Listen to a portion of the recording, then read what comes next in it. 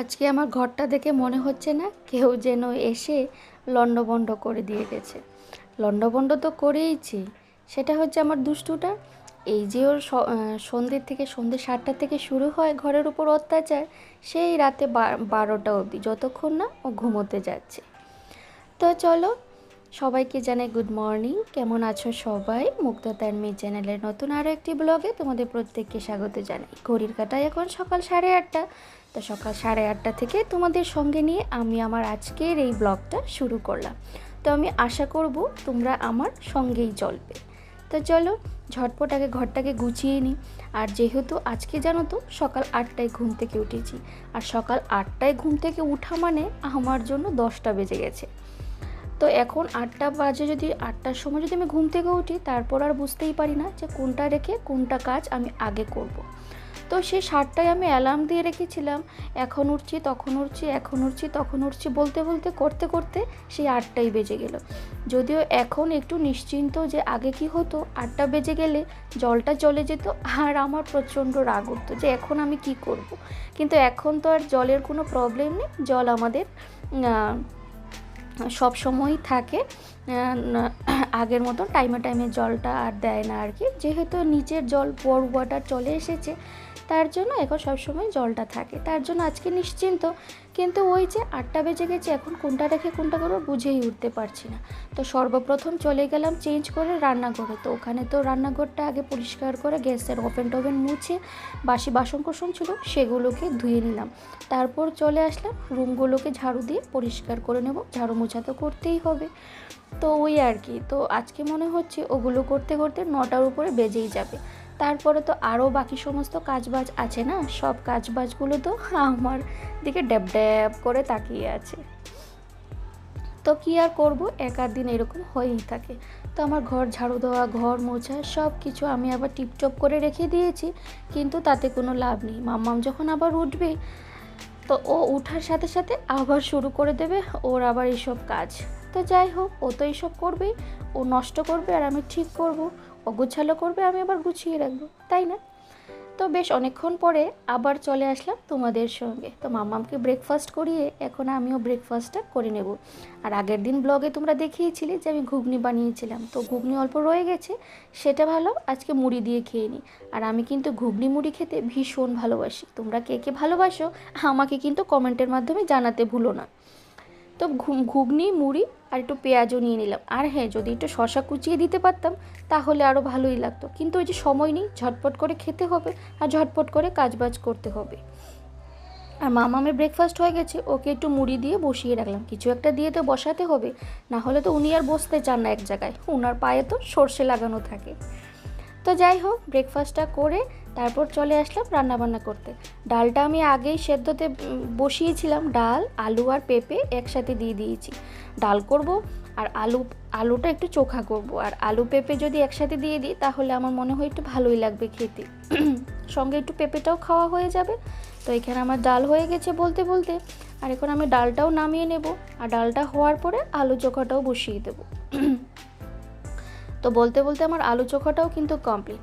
প্রত্যেক দিনের মতন আমি আমার বন্ধুদেরকে একটাই কথা বলতে চাই, তোমরা এই ভিডিওটি জুড়ে এতক্ষণ যারা যারা আমার সঙ্গে আছো, প্লিজ ছেড়ে যাওয়ার আগে আমার ভিডিওটিতে একটা লাইক দিয়ে দিও। তোমাদের একটা লাইক আমার এই ভিডিওটি অনেক দূর পৌঁছতে সাহায্য করবে। আর যদি তোমাদের আমার এই ভিডিওটি দেখতে ভালো লাগে বা ভবিষ্যতেও যদি আরও দেখতে চাও, তো ছেড়ে যাওয়ার আগে আমার চ্যানেলটিকে সাবস্ক্রাইব করতে পারো। সাবস্ক্রাইব করে পাশে থাকা বেল বাটনের অল অপশনটি প্রেস করে দিও, তাতে করে আমি যখনই এই ভিডিও ছাড়বো তোমাদের কাছে যাতে নোটিফিকেশন চলে যায়। আর সাবস্ক্রাইব করে কিন্তু তোমরা আমার পাশে এবং আমার চ্যানেলের পাশে থাকতেই পারো। আর যারা যারা অলরেডি এই কাজটা করে দিয়েছো তাদেরকে অসংখ্য অসংখ্য ধন্যবাদ। তো বেশ অনেকক্ষণ পরে আমি আবারও চলে আসলাম, ডাল আর আলু সেদ্ধটা করে আলু সেদ্ধটা বানিয়ে তারপর চলে গেছিলাম মামামকে স্নান করাতে। ওকে স্নান টান করিয়ে আপেল সেদ্ধ খাইয়ে আবার চলে আসলাম একটু আলু পটলের রসা করব। আর এইদিকে দেখো বড়মশাই আমার জন্য একটু পেঁপে কেটে রাখলো, ও একটু খেয়ে আমার জন্য রেখে দিয়েছে। আর এখন রান্নাবান্না করার সময় কি, এখন কি খাওয়ার সময়, তো একটু খেয়ে নিলাম, খেয়ে আবার ঢাকা দিয়ে রেখে দিয়েছি। মাঝে মধ্যে ও আমার জন্য এইসব আম পেঁপে কেটে রাখে, আমি আর খাওয়ার সময় পাই না। তো যখন রান্নাবান্না করতে থাকি তখন হয়তো খাই, আর না হলে দেখবে ওটাকে আমি ফ্রিজে ঢুকিয়ে রাখলাম। হয়তো যখন সন্ধেবেলা যখন টিভি দেখতে বসবো তখন একটু বসে বসে খাই, আর না হলে আবার রাতে যখন মনে পড়ে তখন খাই, আর না হলে নেক্সট ডে। তো যাই হোক, মাঝে মধ্যে তো এরকম হয়ে থাকতেই পারে। তো বলতে বলতে আমার আলু পটলের রসাটা কমপ্লিট। আর একটু আজকে একটু নিরামিষই করেছি জানো তো, পেঁয়াজ টেয়াজ কিছু দিইনি, ওই আদা জিরে লঙ্কা, তার উপর আবার একটু টমেটোও দিয়েছিলাম। তাই ভাবলাম একটু নামানোর আগে ঘিটাও দিয়ে দিই। তো ঘি দিয়ে নামিয়ে নেব। আর এখনও কিন্তু আমার স্নান দান কিছুই হয়নি, একটু কাপড় কাচবো। মাম্মামের অনেকটা কাপড় আমি ভিজিয়ে রেখেছি, মাম্মামের কাপড় কেচে তারপর চলে যাব স্নানে। তো এখানে আমার রান্নাবান্না কমপ্লিট হয়ে গেছে। আলু পটলের তরকারি, তার উপর আছে ভেন্ডি আলু ভাজা, যেটা মামামের জন্য করেছি, ও ডালের সাথে খাবে। আজকে আর কিছুই দেইনি, ডাল আর ভেন্ডি আলু ভাজা দিয়ে ওকে আমি আজকে ভাত দেবো।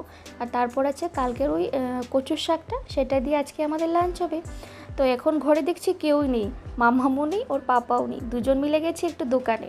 ওই দোকানে বলতে সামনের দোকানে গেছে মাম্মামের জন্য একটু দুধ আনতে হবে, ওর জন্য তো একদিন পর পর দুধ আনতে হয়, তো দুধ আনবে।